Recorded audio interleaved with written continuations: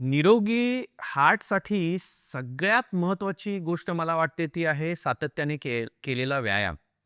आपला आजचा हा पॉडकास्ट बघून समजा कोणाला सातत्याने व्यायाम करावासा वाटत असेल, तर एका कार्डिओलॉजिस्टचा त्याला काय सल्ला असेल? त्यांनी त्याच्या व्यायामाला कशी सुरुवात करावी आणि कसं अप्रोच करावं?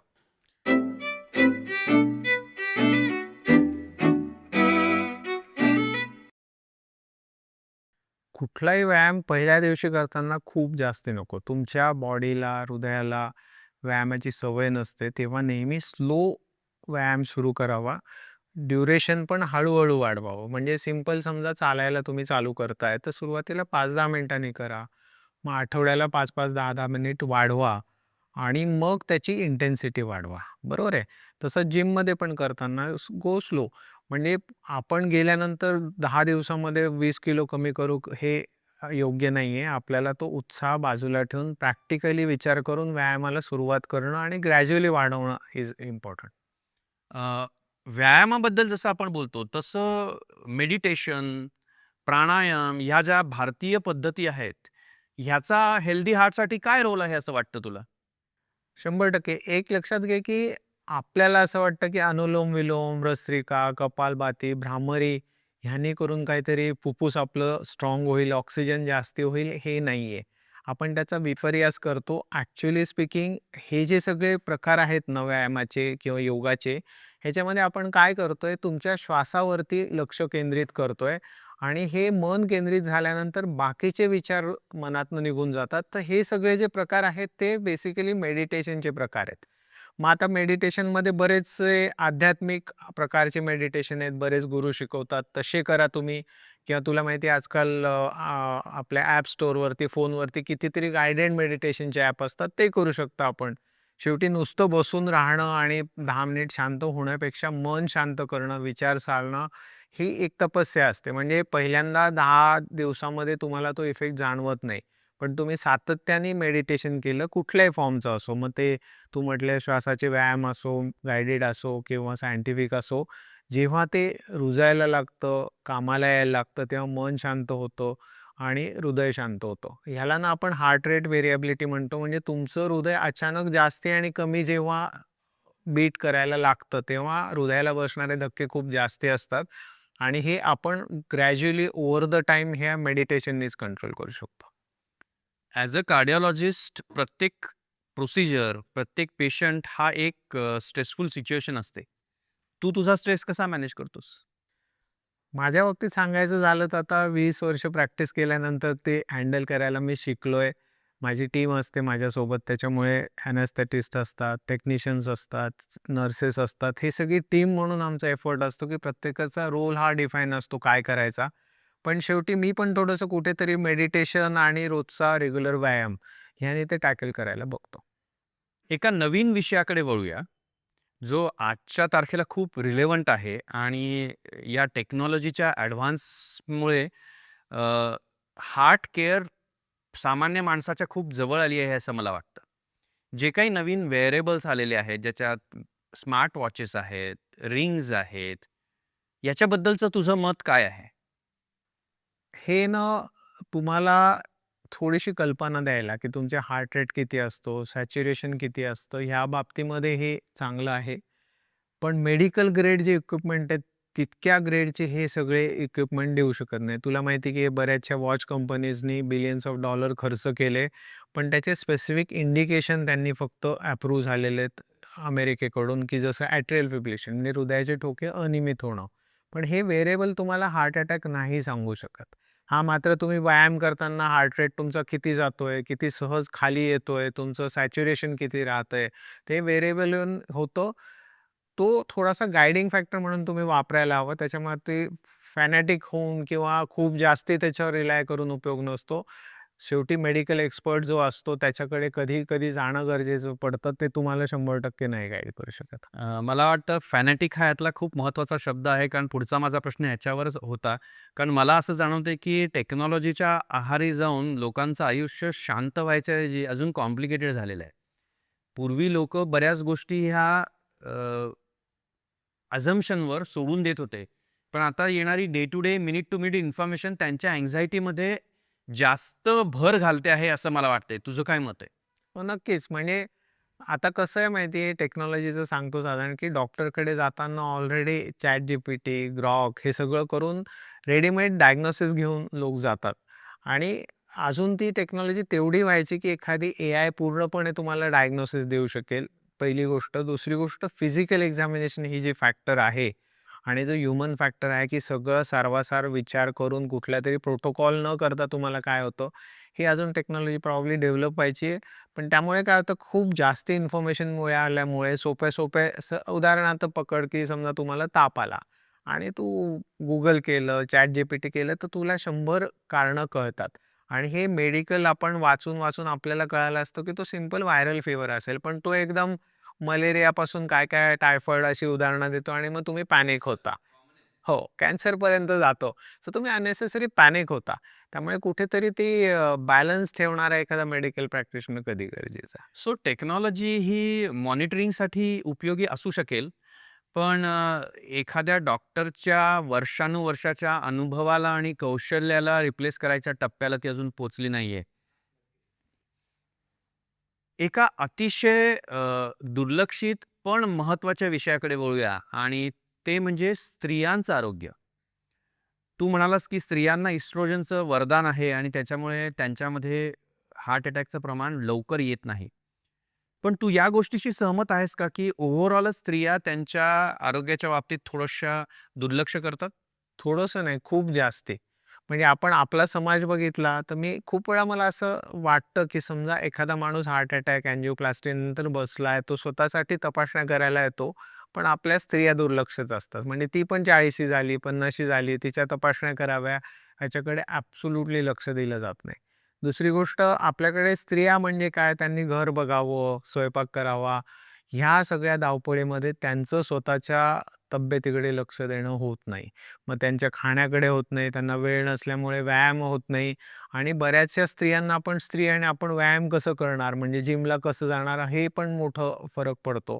त्यामुळे फ्रँकली अजूनही स्त्रियांच्या हार्ट आणि इन जनरल हेल्थकडे खूप जास्ती दुर्लक्ष होतं. पण त्यांचं कार्डियाक प्रेझेंटेशन किंवा त्यांचे हार्टमधले सिम्प्टम्स किंवा त्यांचा एज ग्रुप याच्यात पुरुषांपेक्षा काय फरक असतो? एज ग्रुप पोस्ट मेनोपॉझल म्हणजे मासिक पाळी थांबल्यानंतर हार्टचं प्रमाण पुरुषां एवढंच होतं.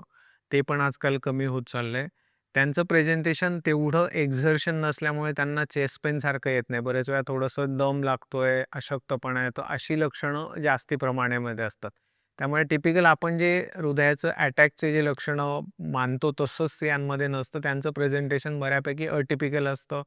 त्याच्यामध्ये त्यांना हेल्थ केअर आणि घरच्यांसमोर सांगण्याची तेवढी मुभा नसते. त्यामुळे प्रेझेंटेशन बऱ्याच वेळा लेट असतं आणि तुला माहिती आहे, एकंदरीत स्त्रिया थोड्या सहनशील असतात. त्याच्यामुळे अंगावर काढण्याचा प्रकार खूप जास्ती असतो. त्यामुळे कुठेतरी खूप जास्ती झाल्यानंतर प्रेझेंटेशन खूप जास्ती आहे. हा आपला पॉडकास्ट बघणाऱ्या प्रत्येक स्त्रियांना माझी हात जोडून हीच विनंती असेल, की आयुष्यातला थोडासा वेळ तरी स्वतःसाठी काढा. काळ बदलतो आहे. तुमची मुलं, तुमचे नवरे आता तुमच्यासाठी वेळ द्यायला तयार आहेत.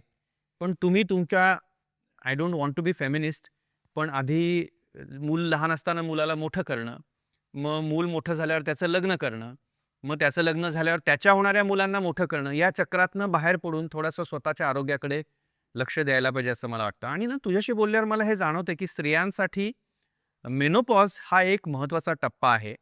आणि जसं आपण 40शी म्हणत होतो, तसं जसा मेनोपॉज जवळ यायला लागेल, तेव्हा स्त्रियांनी अवश्य त्यांची कार्डियाक स्क्रीनिंग करून घ्यायला पाहिजे, असं मला जाणवतंय. खूपच अनअवेअरनेस किंवा तेवढी जाणीवता समाजामध्ये नाही आहे. मेनोपॉजच्या वेळेला तुमच्यात होणारे हार्मोनल बदल, तुमचे मेंटल बदल, तुमचे कार्डियाक आणि बाकीच्या रिस्क वाढणं, कॅन्सरची रिस्क वाढणं आणि हे सगळं कुठेतरी समजून घेणं, त्याची ट्रीटमेंट करणं आणि त्यावेळेला योग्य प्रमाणे ते प्रिव्हेंटिव्ह चेकअप करणं गरजेचं आहे. आणि तो अवेअरनेस नाही. आणि कसं होतं, की स्त्रीला हे सांगणं अवघड होतं किंवा समाजामध्ये सांगणं अवघड होतं, की माझी मेंटल कंडिशन आहे, ते फिजिकल आहे. शरीराचं वजन वाढायला लागतं. सो हे जे चेंजेस आहेत त्याच्या बाबतीत अवेअरनेस समाजामध्ये आणणं खूप जास्त गरजेचं. आता सगळ्यात महत्त्वाच्या टॉपिककडे वळूया. ज्याच्यात तू तुझं अख्खं आयुष्य घालवलेलं आहेस, ज्याच्यात तू भारतातला एक एक्सपर्ट, ऑथॉरिटी, फॅकल्टी आहेस आणि मला वाटतं की ज्याविषयी लोकांना फार सुपरफिशियल किंवा वरवरची माहिती आहे आणि ते म्हणजे अँजिओग्राफी आणि अँजिओप्लास्टी. जसं तुझ्याशी बोलताना मला आत्ता एकदम जाणवलं की एक काळ होता जेव्हा या प्रोसिजर्स मांडीमध्ये इंजेक्शन देऊन केल्या जायच्या आणि तू म्हणत होतास की आता तुझ्या 99% प्रोसिजर्स या मांडीतल्या इंजेक्शन शिवाय होतात. नेमकं काय बदल आहे मला सांगशील? सांगतो. आधी ना आम्ही याला फिमोरल रूट म्हणायचो. म्हणजे मांडीपाशी जी रक्तवाहिनी असते फिमोरल आर्टरी त्याच्यातनं आम्ही वरती जायचो. पण कालांतराने एक लक्षात आलं, की पहिली गोष्ट म्हणजे ऑकवर्डनेस म्हणजे तो पार्ट एक्सपोज करताना स्त्रियांना स्पेशली अवघड जायचं पहिली गोष्ट.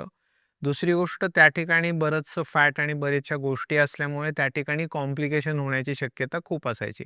आपण समाजात ऐकतो, की त्याची अँजिओप्लास्टी झाली, तिथून खूप ब्लीडिंग झालं, तिथे फुगा आला होता, ऑपरेशन करायला लागलं, ज्याला आपण हेमॅटोमा असं म्हणतो. हे खूप प्रमाणात व्हायचं.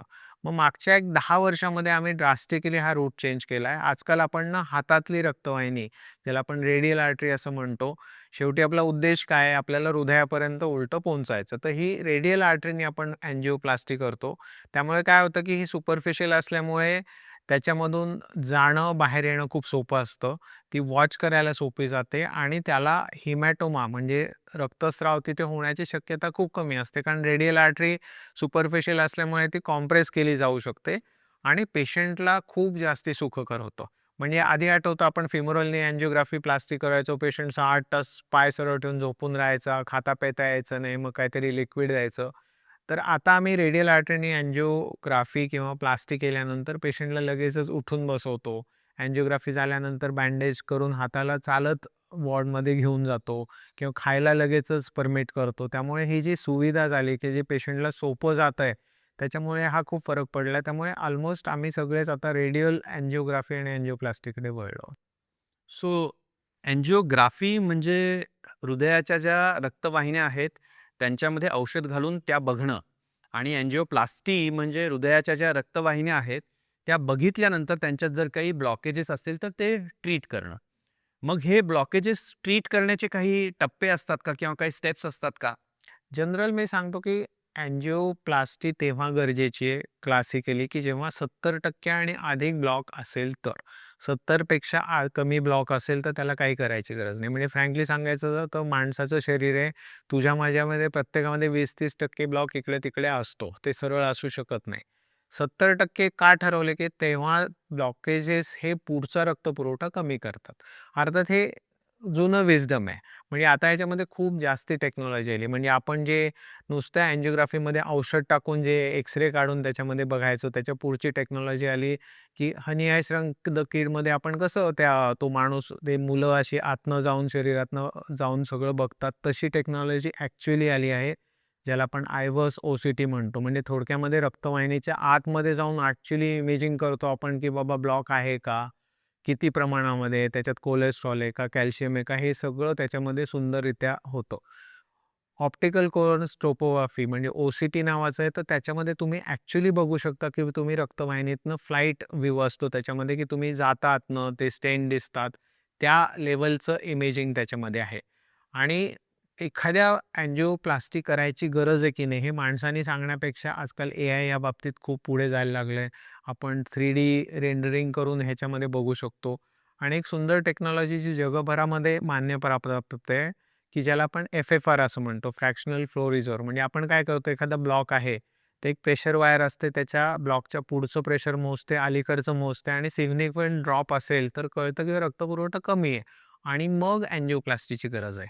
त्याच्यामुळे टप्प्याटप्प्याने गरज असेल तर आणि खरोखरच रक्तपुरवठा कमी होत असेल तरच अँजिओप्लास्टी. आणि आपण आपल्या बोलण्यात ही टर्म आली होती डोअर टू बलून. म्हणजे काय असतं? म्हणजे थोडक्यामध्ये एखाद्या हार्ट अटॅक आल्यानंतर आपण हे आपला सायंटिफिक शब्द झाला, पण सामान्य माणसासाठी गोल्डन अवर. बरोबर? आपण सगळ्यांना माहिती की का झटपट हार्ट अटॅक ट्रीट करावा? कारण हा रक्तपुरवठा थांबलेला असतो. बाकीचे व्यवसायामध्ये ते म्हणतात time is money, time is money. तसं आम्ही म्हणतो टाईम इज मसल. ओके. म्हणजे तुम्ही जितक्या झटपट तो रक्तपुरवठा रिस्टोअर कराल, तेवढं हृदयाला होणारं डॅमेज कमी असतं. मग रिस्टोअर कसं करायचं झटपट अँजिओप्लास्टीमध्ये? तर कॅज्युअल्टीमध्ये म्हणजे अपघात विभागामध्ये पेशंट आल्यानंतर तो रिस्टोअर होण्याचा वेळ हा आपण डिफाईन करायला बघतो. हाच नाही, जगभरामध्ये ह्याचीच शर्यत लागली, की किती कमीत कमी वेळात करू. मग त्याच्यामध्ये झटपट औषधं घेणं, काउन्सिलिंग करणं, अँजिओग्राफीच्या टेबलवरती घेणं, अँजिओग्राफी करून ते प्रूव्ह करणं आणि ती रक्तवाहिनी उघडणं. शेवटी हा गोल्डन अवर खूप जास्ती महत्त्वाचा. त्यामुळे तुम्ही लक्षणं आल्यानंतर तुम्ही लवकर कॅज्युअल्टीत येणं आणि आमच्या दृष्टीने लवकरात लवकर तो हार्ट अटॅक ट्रीट होणं हे गरजेचं आहे. हे वेळ वाचवून आपण त्यांचं हृदयाचे मसल जे स्नायू निकामी होण्याचे असतात ते वाचवू शकतो. आणि तुला माहिती आहे की अनफॉर्च्युनेटली ब्रेन आणि हृदय असे अवयव आहेत की त्याला एकदा परमनंट डॅमेज झाल्यानंतर तो बदलता येत नाही आणि त्याला स्पेअर पार्ट नसतो. त्याच्यामुळे हे झटपट करणं गरजेचं आहे.